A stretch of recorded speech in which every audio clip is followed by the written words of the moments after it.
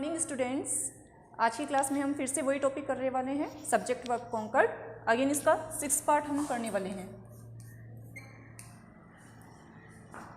I hope वो पहले वाला प्रीवियस वाला जो काम मैंने आपको करवाया है, नोट्स बना के आपको दिए हैं, वो आप लोगों ने नोटबुक में कर लिए होंगे। कुछ एक गर्ल्स ने मुझको चेक भी करवाए थे, आक्षी ने चेक करवाए थे, बहुत अच्छा उसने वर्क किया है। उसकी जो वर्क का वे है मैं आपसे शेयर करूँगी जब मैं लाइव आऊँगी तब। फिलहाल के लिए आज हम सब्जेक्ट वर्ब कॉन्कर्ड का जो हमारा ग्रामर का टॉपिक चल रहा है उसका 6 पार्ट आज हम करेंगे। टॉपिक स्टार्ट करवाने से पहले हमेशा की तरह आप लोग पहले स्क्रीनशॉट ले लो ताकि कॉपी में काम करने में आसानी रहे। पहले स्क्रीनशॉट ले लो एंड देन मैं एक्सप्लेन करूँगी ये सारे रूल आपको। आज की क्लास में हम पढ़ेंगे 4 रूल। रूल नंबर 9 तक हम लोगों ने कर लिया था। इजी रूल थे, ज़्यादा कोई टफ रूल उसमें थे नहीं। कुछ एक तो थे मतलब कि मिलते जुलते रूल्स थे, वो मैंने आपको स्पेशली बता दिया कि कहाँ आपको कैसे करना है। रूल नंबर 10 से आज हम स्टार्ट करवाएंगे। तो रूल नंबर 10 में दे रखा है कि देयर के तुरंत बाद यदि ब्लैंक स्पेस यानी कि रिक्त स्थान दिया हो तो रिक्त स्थान के जस्ट बाद वाले शब्द जो है उसी के अकॉर्डिंग आपको क्या करना है, वर्ब को फिलअप करना है। जो ब्लैंक स्पेस है उसके बाद में क्या है, ऑब्वियसली सब्जेक्ट ही आएगा आप लोगों का। सब्जेक्ट की लिस्ट आपको मैंने सेंड की थी। सब्जेक्ट आपको पता ही होंगे कौन से प्लूरल कौन से सिंगुलर। जस्ट लाइक दैट आपको ये भी पता होगा कि कौन सी आपकी जो ऑक्सिलरी वर्ब है वो प्लूरल में काउंट होती है और कौन सी आपकी सिंगुलर में काउंट होती है, कहाँ उनका आपको यूज़ करना है। ठीक है, तो यहाँ पर क्या है कि देयर के जस्ट बाद वाली इसको क्या बोलते हैं, इसको इंट्रोडक्टरी एडवर्ब भी बोलते हैं। क्या बोलते हैं, इंट्रोडक्टरी एडवर्ब। आप जब कॉपी में देखोगे, आपकी जो नोटबुक टेक्स्ट बुक है उसके अंदर दे रखा है कि देयर वाला जो रूल दे रखा है उसके जस्ट बाद में इन्होंने ये पैरेंथेसिस में दे रखा है कि इंट्रोडक्टरी एडवर्ब। तो इंट्रोडक्टरी एडवर्ब ज़्यादा कुछ नहीं है, वही जो एडवर्ब होती है वही चीज़ है। एडवर्ब क्या होती है, जो वर्ब को क्वालिफाइड करती है, जो पर्टिकुलर जो वर्ब है उसकी क्या है स्पेशलिटी को हमको बताती है कि किस वे में किस तरीके से उस एक्टिविटी को कंप्लीट किया गया है ना। तो वही एडवर्ब होती है। और इंट्रोडक्टरी एडवर्ब में माइनर सा चेंज इतना है कि कोई चीज़ हम क्या है कि कमेंट देके कहते हैं। अपन क्या कह रहे हैं, अपन कोई काम की वर्ब की क्या है बता रहे हैं, स्पेशलिटी बता रहे हैं। बट इंट्रोडक्टरी एडवर्ब के अंदर क्या होता है कि हम किसी काम को कमेंट देके उसको शॉर्ट कर देते हैं। ये तुम्हारी इंट्रोडक्टरी एडवर्ब होती है। यहाँ मैंने लिखा नहीं क्योंकि उसकी कोई नेसेसरी नहीं थी। आपकी टेक्स्ट बुक में बाई चांस आ जाए तो ज़्यादा कंफ्यूज मत होना, बस खाली इतना ध्यान रखना कि जो एडवर्ब होती है वही तुम्हारी इंट्रोडक्टरी एडवर्ब होती है, ज़्यादा उसमें कोई परिवर्तन नहीं है। ठीक है, जो वर्ब को क्वालिफाइड करते हैं वो तुम्हारी एडवर्ब कहलाती है। अब इस रूल के अंदर क्या दे रखा है कि देयर के जस्ट तुरंत बाद वाले जो रिक्त स्थान दिया हो तो रिक्त स्थान के तुरंत बाद वाले शब्द के अकॉर्डिंग आपको वर्ब आएगी। एग्जाम्पल देखिए, एग्जाम्पल के अंदर क्या दे रखा है। फर्स्ट एग्जाम्पल है कि once there blank space a king. अब यहाँ देखो, इसमें आपको वाज या वर्ब में से कोई चीज़ फिलअप करनी है। ऑप्शंस मैंने दिए नहीं थे, मुझे ऐसा लगा कि आपको पता चल गया होगा क्योंकि वंस जहाँ आती है, वंस कौन सी होती है, पास्ट टेंस की एडवर्ब होती है। जब हम जो टॉपिक करते हैं correct form of the verbs, तो आप लोगों ने एडवर्ब पढ़ी होगी प्रीवियस क्लास के अंदर। जो वंस होती है वो आपकी पास्ट टेंस की एडवर्ब होती है, तो आपको पता होगा। ठीक है, तो यहाँ पे क्या है कि वाज और वर्ब में से क्या है कि आपको वर्ब को फिलअप करना है इसके अंदर ब्लैंक स्पेस के अंदर। यहाँ दे रखा है रिक्त स्थान के जस्ट बाद वाले शब्द के अकॉर्डिंग। तो यहाँ देखिए वंस देयर और जस्ट जो ये ब्लैंक स्पेस है इसके बाद में क्या दे रखा है, ए किंग दे रखा है। मीन्स कि पर्टिकुलर एक सिंगुलर व्यक्ति की बात हो रही है ना। तो यहाँ पर क्या आ जाएगा आपके वाज। समझ आई ये चीज, बस खाली इतना ध्यान रखिए कि देयर जो हो, ठीक है ना, तो देयर के तुरंत बाद जो वर्ड दे रखा ब्लैंक स्पेस के बाद में उसी के अकॉर्डिंग आप क्या करोगे, फिलअप करोगे। कुछ एक सेंटेंस ऐसे हैं कि कुछ एक रूल्स हमने ऐसे पढ़े कि उसके अंदर हम क्या कर रहे थे कि ब्लैंक स्पेस के जस्ट पहले वाला वर्ड है उसको देखकर हम क्या कर रहे थे, ब्लैंक स्पेस की अपन फिल कर रहे थे। पर इसमें क्या है, इसमें जस्ट बाद वाले वर्ड के अकॉर्डिंग। नेक्स्ट एग्जाम्पल देखिए, नेक्स्ट एग्जाम्पल में दे रखा है कि देयर आर, है ना, there 3 mangoes in the bag. मैंने तो पहले ही बोल दिया इसका, ठीक है ना। तो there blank space 3 mangoes in the bag.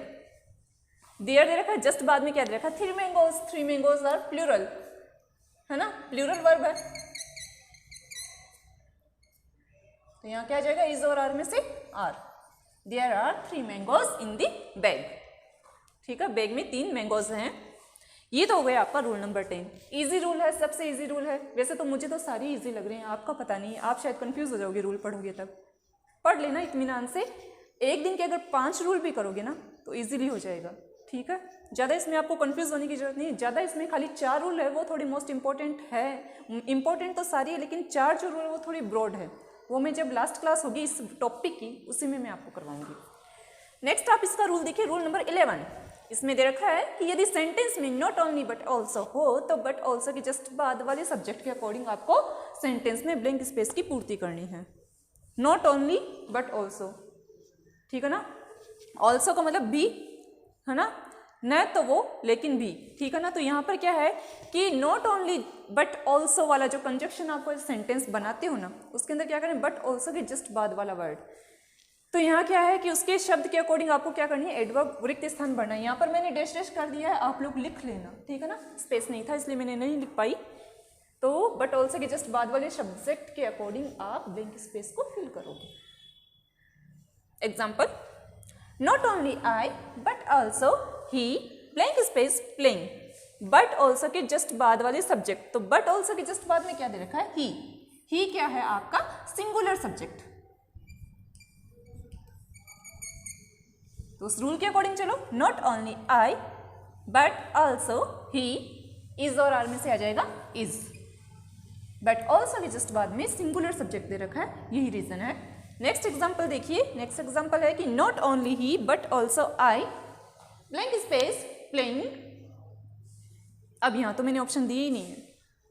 क्यों नहीं दिए, कुछ गर्ल्स को पता होंगे, स्टूडेंट्स को पता होंगे। रीजन ये है कि आई हमेशा क्या है, एम के साथ आता है ना। आई अपना दल चेंज नहीं करता है, वो क्या है कि अपना फायदा देख के अपना जो है ग्रुप चेंज कर देता है। तो यहाँ पर क्या आ जाएगा, एम आ जाएगा। इज हम लगा नहीं सकते, आर हम लगा नहीं सकते हैं। वर्ब में आईएनजी है, इतना तो अपन को क्लू मिल ही गया कि यहाँ पर जो सेंटेंस है वो प्रेजेंट में चल रहा है और जो मेन वर्ब है उसके अंदर आईएनजी है। तो इज एम आर में से कोई एक चीज हमको फिल करनी है, ठीक है ना। तो आई के साथ आप क्या लगाओगे, एम लगाओगे। तो not only he but also I am playing. Next देखिए एग्जाम्पल, नेक्स्ट एग्जाम्पल क्या दे रखा है कि not only the teacher but also the students blank space stories right और राइट्स। यहां देखिए, यहां बट ऑल्सो के जस्ट बाद में द स्टूडेंट्स दे रखा है, जो कि क्या है, प्लूरल है। प्लूरल है ना, प्लूरल मतलब बहुवचन करता, ठीक है। द स्टूडेंट्स राइट और राइट्स, तो यहां पर आ जाएगा राइट, ठीक है। तो not only the teacher but also the student right stories. न केवल टीचर बल्कि विद्यार्थी भी कहानी लिख रहे हैं या लिखते हैं, लिखते हैं। वर्ब में ऐसे ही आता है ना, प्रेजेंट का सेंटेंस, इसलिए।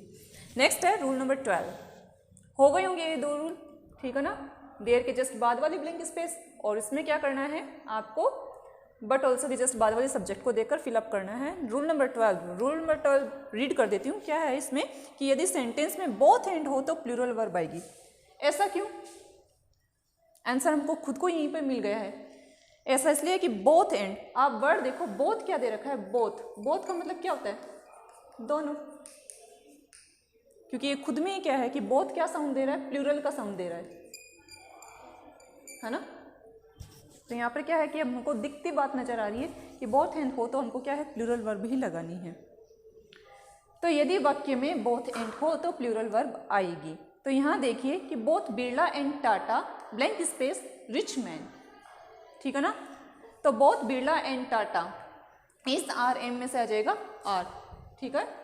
हमको क्या करना है, हमको इसमें कुछ नहीं देखना, हमको इसमें ये भी नहीं देखना है कि बोथ के बाद में क्या आ रहा है, एंड के बाद में क्या आ रहा है। हमको खाली बस इतना ध्यान देने की आवश्यकता है कि जो सेंटेंस है उसके अंदर बोथ की बात आ गई ना, तो हमको क्या है कि आंख बंद करके वहाँ पर प्लूरल जो मेन वर्ब है वो या फिर प्लूरल हेल्पिंग वर्ब को अप्लाई कर देना है सेंटेंस के अंदर। इतना आप ध्यान रखिए, ठीक है। तो पहला हो गया हमारा सेंटेंस, क्या हो गया कि बोथ बिरला एंड टाटा और रिच मैन, दोनों ही क्या है, अमीर व्यक्ति हैं। नेक्स्ट है कि both she and her husband come, ठीक है ना। तो यहां इस सेंटेंस में देखो, both she and her husband, क्या आएगा यहां पर, हैज आएगा कि हैव आएगा, इसमें आएगा हैव। हैव क्या है आपकी प्लूरल वर्ब। जो बोथ आ जाए तो वहां पर आप क्या करोगे कि वहां पर वर्ब कोमा आर और हो गया हैव, अमूमन जो है ये 3 जो आपकी हेल्पिंग वर्ब्स होती है इन्हीं में से आप अप्लाई करोगे, तीसरी कोई वर्ब वहाँ पर लिख के नहीं आओगे। ज़्यादा अगर कंफ्यूज हो रहे हो तो खाली इतना ध्यान रखो, वर, आर और हैव, इतना ध्यान दीजिए। जो बोथ एंड वाला सेंटेंस आ जाता है आपके एग्जाम में, तो आप क्या करोगे, वर, आर और हैव में से फिलअप करोगे। और बाकी आप प्लूरल एडवर्ब का आपको ध्यान होगा ही कि क्या होती है। तो यहाँ पर क्या है कि वर, आर और हैव में से कोई एक चीज़ आप लोग फिलअप कर दो, ठीक है ना। Now come to the next example. Example is कि both she and her husband have come, हो गया। नेक्स्ट रूल देख लीजिए, नेक्स्ट रूल क्या कहता है। रूल नंबर 13, जब एडजेक्टिव का यूज नाउन की तरह हो तो प्लूरल वर्ब आती है। क्या दे रखा है कि जब एडजेक्टिव का प्रयोग नाउन की तरह हो तो प्लूरल वर्ब आती है। सो स्टूडेंट्स, एडजेक्टिव क्या होते हैं आप लोगों ने जूनियर क्लासेस में पढ़े होंगे, पढ़े हैं ना। ये वर्ब क्या होती है, एडवर्ब क्या होती है, एडजेक्टिव क्या होती है, नाउन क्या होती है, प्रोनाउन क्या होती है, ये सारी चीज़ें आप बचपन से पढ़ते हुए आ रहे हो। फिर भी मैं यहाँ पर रिपीट कर दूँ कि एडजेक्टिव जो होता है वो नाउन और प्रोनाउन को क्वालिफाइड करता है, ठीक है ना। जो सेंटेंस में अपन को कोई चीज़ अगर नाउन और प्रोनाउन को क्वालिफाइड करती है, यानी कि उनकी स्पेशलिटी बताती है, विशेषता बताती है नाउन और प्रोनाउन की, तो वो क्या होती है, तुम्हारी एडजेक्टिव होती है। नाउन आपको पता ही है कि noun is the name of person, place और एनीथिंग, ऑलराइट। प्रोनाउन क्या होती है, the word which we use in the place of noun is called pronoun. Now adjective, word which qualified noun and pronoun is called adjective, ठीक है ना। And the word which qualified the verb is called adverb. Clear हो गई होगी ये चीज। तो adjective क्या होती है कि जो वर्ड जो होता है सेंटेंस के अंदर, जो वर्ड होता है वो यदि आपकी नाउन को या फिर प्रोनाउन को क्वालिफाइड करता है, यानी कि पर्टिकुलर उनकी विशेषता बतलाता है, वो तुम्हारी एडजेक्टिव कहलाती है। क्लियर हो गई ये चीज। देख लीजिए कि एडजेक्टिव का प्रयोग नाउन की तरह हो। नाउन की तरह कैसे होगा बताओ, देखिए नाउन की तरह कैसे होगा। तो नाउन के भी कई टाइप्स होते हैं। एब्स्ट्रैक्ट नाउन होती है ना, कलेक्टिव नाउन होती है, मटेरियल नाउन होती है, बहुत सारे टाइप्स होते हैं नाउन के। तो यहाँ पर देखिए कलेक्टिव नाउन मैंने आपको बताया है। कलेक्टिव नाउन क्या होती है, नाउन मतलब संज्ञा ना, कलेक्टिव नाउन यानी कि समूहवाचक संज्ञा, ठीक है। तो कलेक्टिव नाउन वो होती है कि जो पर्टिकुलर किसी एक जाति की क्या है, पूरा कलेक्टिव में विशेषता बतलाती है या फिर उसको इंडिकेट करती है, ठीक है ना। जैसे कि मान लीजिए कि आप लोग क्या करेंगे कि आप ये कह रहे हैं कि वो तो पुअर व्यक्ति है ना। अपन बात करते हैं ना कि आई सा a man, he is the poor, ठीक है ना, या फिर he is a poor man. तो यहाँ पर क्या ए पुअर हो गया, तो ए पुअर दैट मीन्स कि एक गरीब व्यक्ति की बात हो रही है, लेकिन द पुअर आ गया, है ना। तो द पुअर के अंदर क्या होगा कि जितने भी जो आपके पुअर्स हैं, चाहे किसी भी एरियाज के अंदर, वो पुअर क्या हो गए कि सारे के सारी गरीब जाति उसके अंदर इंक्लूड हो गई है। द शिप्स, पर्टिकुलर अगर एक शिप की बात होती है तो हम क्या करते हैं, एयर शिप करते हैं ना, तो वहीं शिप्स अपन कर देते हैं शिप, तो वो क्या होगी, पूरी जो शिप्स होती है, भेड़े होती है, उनकी क्या है कि कलेक्शन में बता दिया गया है। समझ आ रही होगी ना ये चीज़ आपको। ज़्यादा अगर नहीं समझ में आ रहा है तो यहाँ देखिए कि यहाँ पर मैंने लिख दिया है, अमूमन जो होता है ये सारी वर्ड्स तुम्हारे कलेक्टिव नाउन के अंदर आते हैं। तो यहाँ देखिए बच्चों, यहाँ पर दे रखा है द पुअर, पुअर दे रखा है, ए पुअर नहीं दे रखा। इनकी स्पेशल बात क्या होती है कि जो आपकी कलेक्टिव नाउन का पता आपको कैसे चलेगा, बहुत इजी सी ट्रिक है। इसके अंदर क्या होगा कि जो भी वर्ड आपको दे रखा होगा ना कि जो किसी चीज की विशेषता बतलाएगा, उसके जस्ट पहले द वर्ड दे देंगे। क्या दे देंगे, दी लिख देंगे सेंटेंस के अंदर, या फिर जो वर्ड के पर्टिकुलर वर्ड के जस्ट आगे। तो आप लोग समझ जाना कि वो पुअर के आगे अगर द लगा है, या रिच के आगे अगर द लगा है, यंग के आगे अगर दे का प्रयोग हुआ है, दैट मीन्स कि वो कलेक्टिव नाउन है। और कलेक्टिव नाउन का मतलब क्या हो गया कि वो क्या है कि पूरी उस जाति की स्पेशलिटी को प्रकट कर रहा है। समझ गए ना। तो वहां पर क्या आ जाएगा, आपका प्लूरल वर्ब आएगा, ठीक है। तो यहां देखिए the poor, the rich, the old, the young, the wise. Wise का मतलब होता है बुद्धिमान। यहां लिख देती हूँ, कुछ बच्चों को पता होगा, कुछ को नहीं पता होगा। द वाइज यानी कि बुद्धिमान, द डेड, सारे मृत व्यक्ति आ गए यहाँ पर, ठीक है। द स्ट्रॉन्ग, सारे स्ट्रॉन्ग व्यक्ति, द वीक, सारे जितने भी दुर्बल व्यक्ति है वो, द ऑनेस्ट, सच्चे लोग सारे, ठीक है ना। तो the poor, the rich, the old, the young, the wise, the dead, the strong, the weak और द ऑनेस्ट। ये क्या हो गए आपके, ये हो गए हैं आपकी पर्टिकुलर जो ये वर्ड्स है, इनकी स्पेशलिटी को प्रकट कर रहे हैं, यानी कि नाउन का प्रयोग ये क्या कर रहे हैं, एज एडजेक्टिव के रूप में प्रयोग कर रहे हैं। तो यहाँ पर क्या आएगी, प्लूरल वर्ब आएगी। इतना ध्यान रख लो, ठीक है ना। क्या आएगी, प्लूरल वर्ब का यूज होगा। ठीक है ना। हम देख लेते हैं एग्जाम्पल। एग्जाम्पल में देखिए कि फर्स्ट एग्जाम्पल क्या दे रखा है, the honest blank space respected. Honest व्यक्ति होते हैं, रेस्पेक्ट की जाती है उनकी, सम्मान किया जाता है उनका। तो जहां कहीं भी आए, whenever they go they are always respected. तो दे ऑनेस्ट क्या आएगा, इज और आर में से आर। साउंड देखो, बोलने में साउंड क्या कर रहा है, ये पर्टिकुलर सिंगुलर का साउंड दे रहा है, बट एक्चुअली में हमको क्या करना है, यहाँ पर दी यहाँ का यूज हो गया, तो दैट मीन्स कि हमको प्लूरल वर्ब को अप्लाई कर देना। बार बार रिपीट कर रही हूँ, ज्यादा कंफ्यूज मत होना। नेक्स्ट है सेकंड, डिवाइस क्यूरल। हमको ब्लैंक स्पेस में फिलअप करना है डू नॉट और डज नॉट। तो डू नॉट और डज नॉट क्या है, आपकी जो प्रेजेंट टेंस है, प्रेजेंट का simple present, present indefinite tense के अंदर अपन क्या है, उसकी हेल्पिंग वर्ब डू नॉट और डज नॉट। डू नॉट का प्रयोग होता है, वो होता है प्लूरल सब्जेक्ट के साथ में, डज नॉट का होता है सिंगुलर के साथ में। ठीक है ना। तो यहाँ क्या है कि नेगेटिव सेंटेंस में उसमें हम हेल्पिंग वर्ब लगाना स्टार्ट करते हैं, इंडेफिनिट टेंस में, प्रेजेंट इंडेफिनिट में। तो यहाँ क्या आ जाएगा, डिवाइस, तो यहाँ आ जाएगा डू नॉट। ठीक है ना। क्या आएगा यहाँ पर, डू नॉट, क्योंकि डू नॉट क्या है आपका प्लूरल हेल्पिंग वर्ब है, इसलिए। Last example, the strong blank space supposed to help the weak is और आर। स्ट्रॉन्ग जो होते हैं उनसे हमेशा यही एक्सपेक्टेशन की जाती है कि जो वीक पीपल है उनकी वो क्या करेंगे, हेल्प करेंगे। तो the strong supposed to help the weak, तो the strong are supposed to help the weak. हो गई ये चीज क्लियर।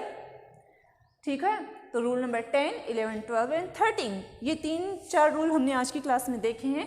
अच्छे से इनको समझना, और जो नोटबुक के अंदर काम करो वो थोड़ा प्लीज़ अच्छी हैंडराइटिंग में कर लेना। किस वे में करना मैं आपको हमेशा बताती हूँ कि जो ब्लैंक स्पेस वाले वर्ड है वो रेड पेन से आपको शो करने, हेडलाइन जो आपकी जो हेडिंग मैंने दे रखी है उसके नीचे मैंने अंडरलाइन कर रखा, उनको आप रेड पेन से लिखोगे। टॉपिक की जो है आपकी टाइटल वो भी रेड पेन से आएगी। ठीक है ना। यहाँ पर मैंने पार्ट लिख ही दिया, 6 पार्ट है, आपको कोई कंफ्यूजन नहीं होगा। अगर कोई कंफ्यूजन है, कुछ अगर रूल में आपको डाउट है, तो आप मुझसे लाइव क्लास में कंसल्ट कर सकते हैं, या फिर आप कैसे भी आपके पास साधन उपलब्ध हो तो वैसे आप मुझसे पूछ सकते हैं। ठीक है ना।